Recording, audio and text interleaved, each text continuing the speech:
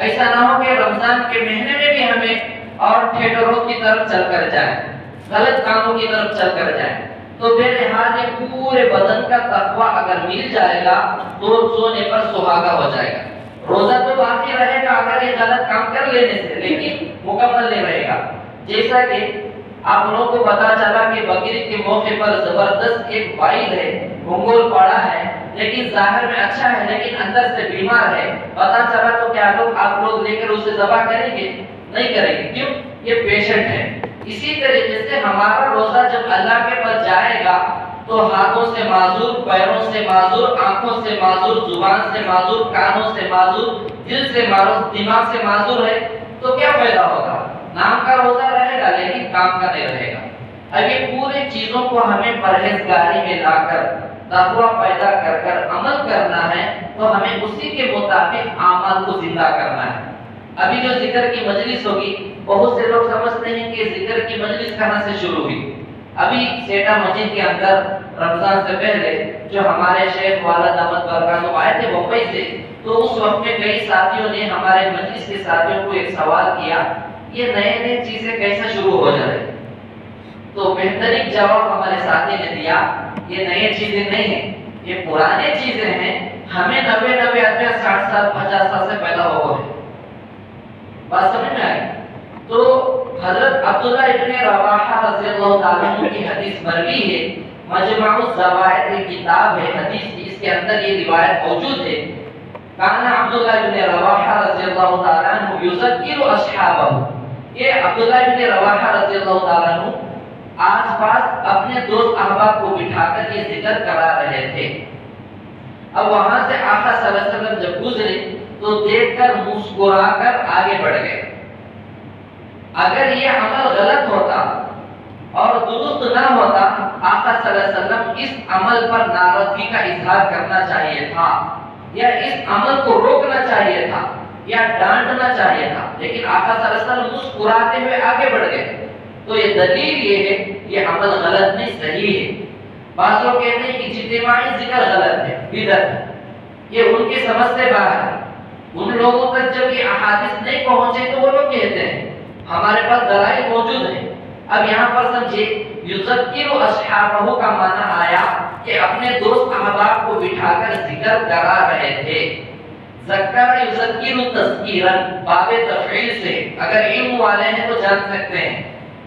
ذکر یذکر تذکیرا، سلم یسلم تسلیما، تو سلم یسلم تسلیم کا معنی کیا آتا ہے کہ ایک آدمی دوسرے کو سلام کرنا۔ آدمی اکیلے اپنے آپ سے کوئی بھی سلام نہیں کر لے گا، کہ ایک آدمی دوسرے کو سلام کرے گا، یا ایک آدمی مجمع کو سلام کرے گا، یا مجمع ایک حضرت کو سلام کریں گے، تو ایسا معاملہ رہے گا۔ تو باب تفعیل کا جو صیغہ ہے یہ آدمی سے نہیں ہوگا، بلکہ اس کے کرنے کے لیے کم از کم دو لوگوں کی ضرورت پڑے گی۔ جیسا کہ سلام ہے، سلام یسلم تسلیما، ایک آدمی کا دوسرے کو سلام کرنا۔ اسی طریقے سے ذکر یذکر تذکیرا، ایک آدمی کا دوسرے آدمی کو بٹھا کر ذکر کرانا، تو یہ حدیث میں یہی صیغہ استعمال ہوا ہے، تو یہ دلیل بھی موجود ہے۔ اب بعض لوگ کہتے ہیں کہ اس کے اندر قرآن کے اندر تذکرہ ہے، جی قرآن کے اندر بھی تذکرہ ہے۔ وَاذْكُرِ اسْمَ رَبِّكَ بُكْرَةً وَأَصِيلًا، اللہ تعالیٰ اپنے آقا صلی اللہ علیہ وسلم سے فرماتے ہیں، اے نبی جی آپ اپنے پروردگار کے نام کا ذکر کرو، بُكْرَةً وَأَصِيلًا، صبح و شام۔ سورہ دہر کے اندر موجود ہے، کئی بیشتر آیتوں میں موجود ہے۔ اب ہمارے پروردگار کا نام کیا ہے؟ اللہ ہے، تو اللہ کا ہی ذکر ہوگا۔ اب اس محنت کو ذرا آپ لوگ سمجھیے، یہ ذکر کے حلقے دن بدن آگے اور عام و تام کیوں ہو رہے ہیں؟ قیامت کی علامتیں جتنے ہم نے احادیث میں پڑھا ہے، جتنے بخاری شریف، مسلم شریف، ترمذی شریف، سنن ابو داؤد اور ابن ماجہ، پورے احادیثوں میں جتنی قیامت کی علامتیں، نشانیاں بتا دی گئی ہیں، دن بدن ایک ایک ہوتی جا رہی ہیں۔ اب یہاں پر قیامت کب آئے گی پتہ نہیں ہے۔ ان اللہ عنده علم الساعہ، قیامت کا علم اللہ کے پاس ہے، کوئی نہیں جانتا۔ قیامت جب آئے گی، اسرافیل علیہ السلام سور پھونکیں گے، تو دودھ نتھارنے والا گائیں اور اونٹوں کے پستانوں سے دودھ نتھار کر ختم نہیں ہوگا، قیامت برپا ہو جائے گی، اتنے سیکنڈوں میں ہو جائے گی۔ لیکن اللہ تعالیٰ نے اتنا زیادہ نظر کرم ہماری امت پر فرمایا، یہ تو قیامت کی پوری علامتیں بتا دی گئی ہیں، لیکن اس سے بچنے کا بھی ایک راستہ اللہ تعالیٰ بتا دیے۔ آقا صلی اللہ علیہ وسلم فرماتے ہیں کہ دنیا کے اندر ایک مسلمان بھی اللہ اللہ بولنے والا زندہ رہے گا تو اللہ تعالیٰ قیامت کو روک لیں گے، قیامت کو روک لیں گے۔ لا تقوم الساعة حتى لا يقال في الارض اللہ اللہ، قیامت قائم نہیں ہوگی یہاں تک کہ زمین پر، روئے زمین پر ایک بندہ بھی اللہ اللہ بولنے والا زندہ رہے گا۔ اب مثال کے طور پر پورے دنیا کے مسلمان انتقال ہو گئے، ایک مسلمان زندہ ہے جو اللہ اللہ بول رہا ہے، تو اللہ تعالیٰ کائنات کو چلائیں گے۔ اب یہ کائنات کو جب چلائیں گے، جتنے لوگ اس وقت میں جو نیک عمل جو کریں گے، پورا اجر اس بندے کو ضرور ملے گا، کیونکہ اللہ تعالیٰ اس نے ذریعہ بنایا کہ وہ اللہ اللہ کا ذکر کر رہا ہے، تو اس کی برکت سے اللہ تعالیٰ کائنات کو چلا رہے ہیں۔ اب بزرگوں کا منشا یہ ہے کہ ایسے حلقوں کو عام و تام کرو، ایک طرف قیامت کی علامتیں مکمل ہوتی جا رہی ہیں، دوسری طرف یہ عمل اگر زیادہ ہونا شروع ہو جائے گا، اللہ تعالیٰ قیامت کو دور کرتے رہیں گے، اور قیامت کے دن اللہ تعالیٰ کے نبی صلی اللہ علیہ وسلم زیادہ فخر کریں گے کہ میری امت کے افراد کتنے زیادہ ہیں۔ دنیا کے اندر اگر کوئی لنگڑا بھی پیدا ہو گیا اور موٹا بھی پیدا ہو گیا، آدھے جسم والا بھی پیدا ہو گیا، آقا صلی اللہ علیہ وسلم قبر اطہر کے اندر خوش ہوتے ہیں کہ میری امت کا ایک فرد اور بڑھ گیا، میری امت کا ایک فرد اور بڑھ گیا۔ کل قیامت کے دن یہی ہوگا کہ پورے انبیاء علیہ السلام کھڑے ہوں گے، ایک ایک نبی کی امت کے افراد کتنے ہوں گے، تو اس وقت میں سب سے زیادہ آقا صلی اللہ علیہ وسلم کی امت کے افراد زیادہ ہوں گے۔ تو قبر اطہر کے اندر بھی جیسے ہی ہماری امت میں سے، مسلمانوں میں سے ایک فرد پیدا ہو گیا، وہاں پر آقا صلی اللہ علیہ وسلم خوش ہو کر یہ فخر کریں گے کہ میرا ایک امت اور بڑھ گیا۔ تو ہمیں یہ عمل کو زیادہ کرنے والے بنیں گے تو اللہ تعالیٰ قیامت کو دور کرتے رہیں گے، اور دنیا کے اندر اللہ تعالیٰ آقا صلی اللہ علیہ وسلم کی امت کو بڑھاتے بھی رہیں گے اور اعمال چلتے بھی رہیں گے، وہ سارا اجر ہمارے کو ملتا رہے گا۔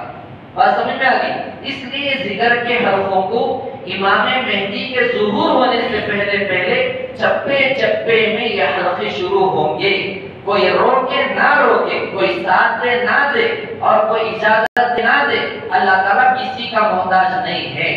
حضرت مولانا خلیل الرحمن سجاد نعمانی دعوت برکاتہ، یہ شخصیت ایسی ہیں جن کے بالغ ہونے سے پہلے سے لے کر اب تک تہجد کی نماز قضا ہو کر نہیں ہے۔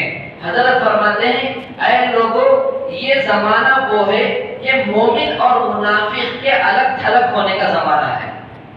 ایک میدان سجنے والا ہے، اس میدان کے اندر دو جماعتیں ہو جائیں گی، ایک ایمان والوں کی ہوگی، ایک منافقوں کی ہوگی۔ تو وہ میدان پہ چھٹنے کا وقت آ گیا ہے۔ تو اس لیے اب ایسے ماحول میں ہمیں جتنا زیادہ اللہ کے ذکر کو ہمیں کرنے والے بنیں گے، انشاءاللہ ہمارا شمار ایمان والوں میں ضرور اللہ تعالیٰ نصیب کرے گا۔ اب آپ لوگوں میں سے کون کون ایمان والوں کی جماعت میں داخل ہونا چاہتے ہیں؟ ہاتھ اٹھائیں۔ ماشاءاللہ سب داخل ہونا چاہتے ہیں۔ ابھی دیکھیے اللہ تعالیٰ کا جو یہ پہلا عشرہ رمضان کا جو رحمت کا جو چل رہا ہے، اللہ تعالیٰ کی رحمت کتنا زیادہ ہے معلوم؟ حضرت علامہ شبلی رحمۃ اللہ علیہ انہوں راستے سے گزر رہے تھے کہ دشمنوں اور بچوں کو لگا دیا کہ ان کے اوپر پتھروں کی بارش ہوتی رہی۔ حضرت ایسا ذکر کرتے تھے کہ سامنے والا دیکھ کر پاگل ہے، جیسا کہ شیخ الحدیث زکریا رحمۃ اللہ علیہ نے فضائل ذکر میں لکھے ہیں، ذکر ایسا کرے کہ سامنے والا دیکھ کر آپ لوگوں کو پاگل سمجھے۔ ہاں ضرور اللہ کے عشق میں پاگل ہی ہوتے ہیں۔ ارے لڑکی کے پیچھے جانے والا عاشق پاگل سے بدتر حرکتیں کرتا ہے، تو ہمیں اللہ کے عاشق بن کر کیا یہ حرکت نہیں کر سکتے ہیں؟ اللہ کے عشق میں ڈوب کر ہمیں ذکر نہیں کر سکتے ہیں؟ اس سے بڑھ کر سکتے ہیں۔ تو علامہ شبلی رحمۃ اللہ علیہ ذکر کرتے جا رہے تھے تو کچھ لوگوں نے پتھروں کی بارش برسائی، تو حضرت آگے بڑھ گئے تو جب پتھر مارنے والوں نے آگے بڑھ کر دیکھا تو حضرت علامہ شبلی رحمۃ اللہ علیہ کے جسم سے جو خون کے خطرے گرے تھے تو یہ لوگوں نے جا کر غور سے دیکھا یہ کہ خطرے کے اندر اللہ اللہ کا چمکتا ہوا نام لکھا ہوا تھا خون کے ایک خطرے میں. سمجھو وہ بندہ اللہ کے جسم کو جو امانت تھی کتنا اللہ کی یاد میں مشغول ہوگا. اس کا خون کا خطرہ بھی اللہ اللہ لکھا ہوا ہے. تو علامہ شبلی رحمۃ اللہ علیہ ایک مرتبہ ذکر میں بیٹھے ہوئے تھے تو اللہ تعالیٰ کی طرف سے الہام ہوا اے شبلی تم بہت بڑے ہو چکے ہو کہ لوگ آ کر تمہاری زیارت کو آتے ہیں تمہاری ملاقات کو آتے ہیں اور آپ کے ہاتھ کو بوسہ دیتے ہیں. یہ کیا ماجرا ہے؟ اگر میں تیرے گناہوں کو علامہ شبلی رحمۃ اللہ علیہ سے فرمایا میں تمہارے گناہوں کو اگر امت میں میں راز فاش کر دوں گا تمہارے ہاتھوں کو کوئی بوسہ دینے والا تمہاری کوئی زیارت کرنے والا تمہارے پاس کوئی مرید ہونے والا کوئی نہیں رہے گا. تو علامہ شبلی رحمۃ اللہ علیہ وجدی کیفیت میں بیٹھے تھے فرمایا اے اللہ اگر تو میرے رازوں کو فاش کر کے امت میں پھیلا دے گا تو میں بھی تیرے رازوں کو فاش کر دوں گا. اللہ فرمائے میرے کیا راز ہے؟ تو علامہ شبلی رحمۃ اللہ علیہ فرماتے ہیں اگر میں تیری رحمت کے رازوں کو فاش کر دوں گا ایک آدمی بھی تیرے سامنے 2 رکعت نماز بھی پڑھنے والا نہیں رہے گا یہاں تک کہ ایک سجدہ کرنے والا بھی نہیں رہے گا. نہ کرنے کے باوجود بھی تیری رحمت غالب ہے تو لوگوں کو جب پتا چلے گا تو سوچ کیا تیرا ہوگا. تو اللہ تعالیٰ فوراً فرمائے ارے شبلی تم میری رحمت کو پوشیدہ رکھ دے میں تیرے گناہوں کو پوشیدہ رکھتا ہوں تو وہاں چپ میں یہاں چپ ہو جاتا ہوں. تو اللہ تعالیٰ اتنا زیادہ رحمت اور اپنے رحمت کریمی کی نظر جو ہے ایسا اللہ تعالیٰ اپنے بندوں پر ڈالتے ہیں. اس لیے رمضان کا مہینہ ہے تو ہمیں اس میں بیٹھ کر جب ذکر کریں گے سمجھو اللہ تعالیٰ کتنی برکتوں سے نوازیں گے. اس لیے ہمارے ذکر کی ترتیب یہی ہے کہ شروع میں 11 مرتبہ استغفار پڑھ لیتے ہیں اور اس کے بعد 11 مرتبہ درود شریف پڑھ لیتے ہیں. سب سے پہلے لا الہ الا اللہ 100 مرتبہ کی تسبیح ہوتی ہے درمیان میں درود شریف بھی پڑھتے ہیں پھر 100 مرتبہ ہونے کے بعد ایک دعا بھی پڑھتے ہیں اللہم طہر قلبی عن غیرک ونور قلبی بنور معرفتک.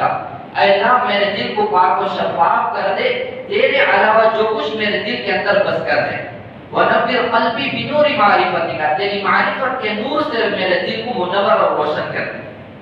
دعا کو بھی یاد کرنا ہے. اس کے بعد لا موجودہ الا اللہ وغیرہ کے الفاظ کا ذکر ہوگا. اس کے بعد جو ہے الا اللہ کا ذکر ہوگا. اس کے بعد اللہ کا ذکر ہوگا اور اس کے بعد لفظ اللہ صرف اس میں ذات ایک ضربی اللہ کا ذکر ہوگا. یہ جو ذکر ہے اسے ذکر جہری کہیں گے. ذکر جہری کا معنی جیسا کہ جہری نماز موجود ہے فجر مغرب عشاء یہ جہری نماز ہے اور سری نماز جیسا کہ ظہر اثر ہے مغرب کی آخری 1 رکعت اور عشاء کی آخری کی 2 رکعت یہ سری نماز ہے سری رکعتیں ہیں. تو ذکر جہری بھی احادیث میں منقول ہے اور ذکر سری بھی منقول ہے لیکن دونوں میں کون افضل ہے؟ یہاں پر خلاصہ یہی ہے جس کے اندر جتنا اخلاص ہوگا جس ذکر کے اندر وہ سب سے زیادہ فضیلت والا ہے. ذکر جہری کرنے والے اگر اخلاص سے کریں گے تو یہ افضل ہو جائے گا. ذکر سری مراقبہ ذکر قلبی کرنے والے اخلاص کے ساتھ کریں تو یہ افضل والا ہو جائے گا. تو ہمارے یہاں پر چاروں سلاسل سے ہیں تو ہمیں جو ہے اسباب چشتیہ کے چلتے ہیں چشتیہ کے کرتے ہیں کراتے ہیں کیونکہ یہ ملک جو ہے حضرت خواجہ معید الچشتی رحمۃ اللہ علیہ کا ہے اور انہی سے مسلمانوں کی آبادی کروڑوں کی بقدر آبادی بڑھی ہوئی ہے. اور ہمارے اکابر میں دارالعلوم دیوبند اور دعوت و تبلیغ کے 3 حضرت جی رحمۃ اللہ پورے کے پورے چشتیہ سے ہیں تو یہ پورے سلاسل ہیں اس لیے ہمارے یہاں پر اسی کو ہمیں زور دیتے ہیں. ہاں البتہ ذکر جہری چشتیہ میں تھوڑا مجاہدہ کرنا پڑے گا اور نشبندی سلسلہ ہو وہاں بھی مجاہدہ یہی کرنا پڑے گا کہ ہمیں اپنا وقت فارغ کر مراقبہ کرنا پڑے گا. کوئی سلسلے میں ایسا نہیں کہ یہاں بیٹھتے ہیں ہمیں آسمانوں میں اڑنے والے بن جائیں گے وہاں جاتے ہیں ہمیں پر مر کر پرندوں سے آگے بڑھ جائیں گے ایسا کوئی بھی نہیں. جہاں مجاہدہ ہو جہاں کچھ نہ کچھ اپنی محنت لگائیں گے وہیں سے ترقی کریں گے.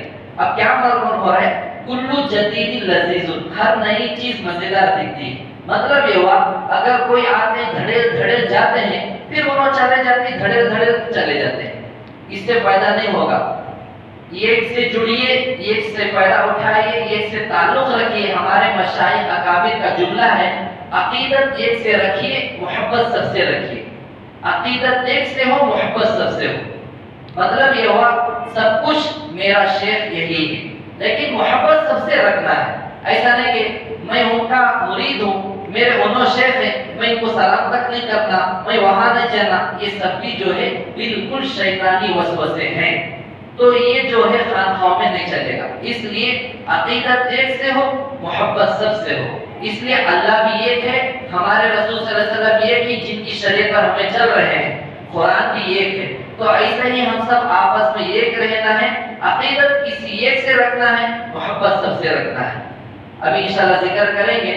अगर आप लोग रोजा होकर थके हुए हैं तो एकदम ज्यादा आवाज से जिक्र करना क्या भी जरूरी नहीं, बस अपनी आवाज अपने कानों तक आए इतना काफी है। बात समझ में आ गई? अपनी आवाज अपने कानों तक आए इतनी आवाज में जिक्र करना है।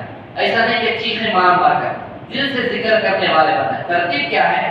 ला इलाहा इल्लल्लाह में चार जानू आराम के साथ बैठ जाए, जैसा सुकून से बैठ सकते हैं। आंखों को बंद करके ला इलाहा इल्लल्लाह, इस गर्दन को आहिस्ता से ऐसा हिलाकर इल्लल्लाह में थोड़ा झुकाना है। इसे कहेंगे ज़र्ब लगाना। ज़र्ब लगाने के लफ्ज़ी माने आते हैं मारना, लेकिन खानसाई तसव्वुफ में इस्तिलाही माना आता है कि डांटना। इसे डांटना, अपने दिल को डांटना। ला इलाहा इल्लल्लाह मतलब ये हुआ कोई नहीं है मेरा माबूद सिवाय अल्लाह के, यानी अपने दिल को हमें बोल रहे हैं तेरा माबूद अल्लाह ही है। अब करते करते दरमियान में हमें चंद चीजों को ज़हन में लाना है। ला इलाहा इल्लल्लाह, दिल को डांटना, नियत करना है अपनी आंखों से आइंदा से मैं गंदे चीजें नहीं देखूंगा और अपने कानों से गंदे चीजें नहीं सुनूंगा, जुबान से गंदी बातें नहीं करूंगा, हाथ पैर से गंदी हरकतें नहीं करूंगा।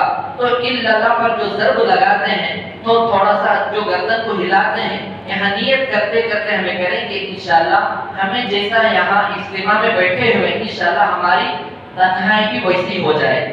इस वक्त में सबसे ज्यादा अल्लाह जो नाराज है हमारे तन्हाइयों के आमाल से नाराज है।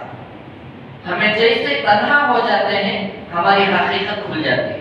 एक बुजुर्ग फरमाते हैं मैं कौन हूँ, मैं कितने पानी में हूँ। अगर एक जांचना है उसका आसान तरीका यही है, जब हमें अकेले होते हैं अपने आप में सोचने लगोगे मैं कौन हूँ। जब पता चल जाएगा अगर हमारी तन्हाई अच्छी है तो हमें बिल्कुल सही अच्छे हैं, हमारी तन्हाई गलत है तो हमें गलत है अच्छे बनना है। इसलिए हमें इखलास के साथ जिक्र करेंगे, अल्लाह ताला वो चीजें जरूर मुयस्सर फरमाएंगे। दुआ करेंगे अल्लाह ताला अमल की तौफीक नसीब फरमाए। 11 मरतबा इस्तिग़फ़ार, 11 मरतबा दरूद शरीफ पढ़ लीजिए, इंशाअल्लाह अभी जिक्र शुरू हो।